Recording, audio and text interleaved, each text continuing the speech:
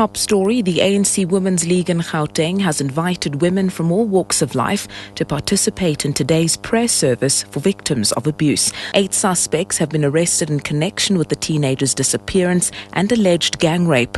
The case made international headlines after cell phone footage of the alleged gang rape was brought to the attention of police. The League spokesperson, Troy Martins.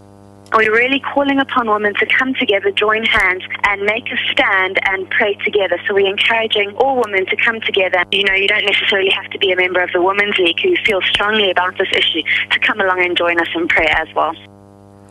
Police Minister Nathi Mthethwa says he hopes the Auditor General Terence Nombembe will soon complete his investigations into allegations that he used nearly 200,000 rand from the Crime Intelligence Fund to make renovations to his KwaZulu-Natal home.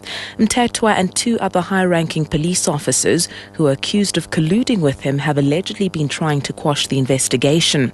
The claims were reportedly made in a top-secret police report given last month to Acting Police Chief General Nhlanhla Mkhwanazi.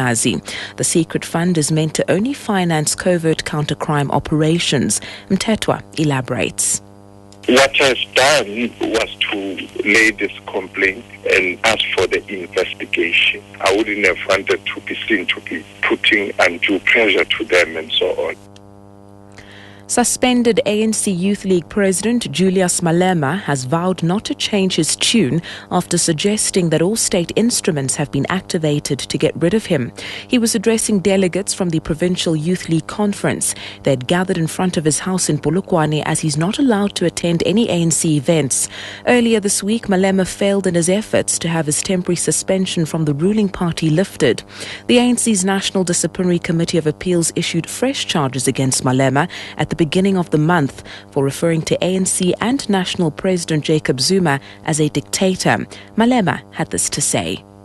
We know that undemocratic processes are those that are intolerant to different views, are those that use the state power to deal with those who disagree with them.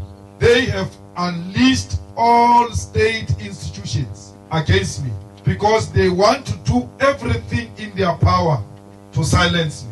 If they want to arrest me, I've got an address. They are welcome to come and arrest me. Trade Union NUMSA's General Secretary Irvin Jim says everyone within the liberation movement should take responsibility for ensuring unity within the ANC. He was speaking at the union's elective regional congress in Bakerton in Ekurhuleni. Jim says the current tensions between the ANC and its youth league need to be urgently ironed out.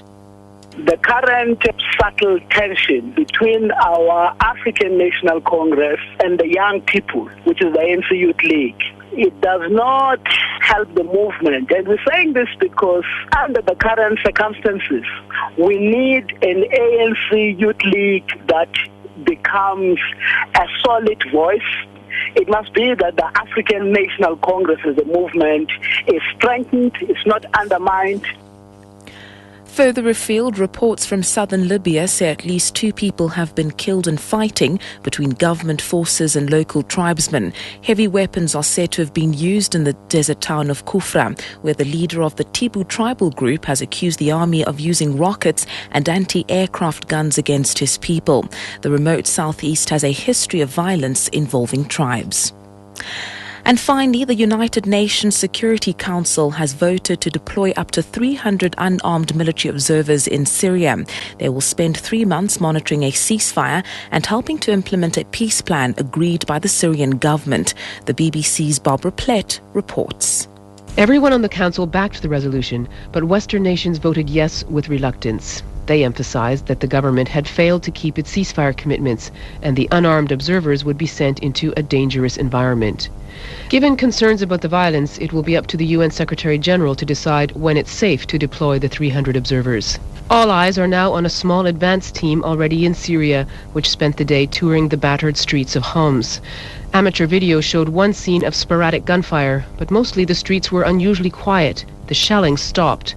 For the first time in weeks, said activists,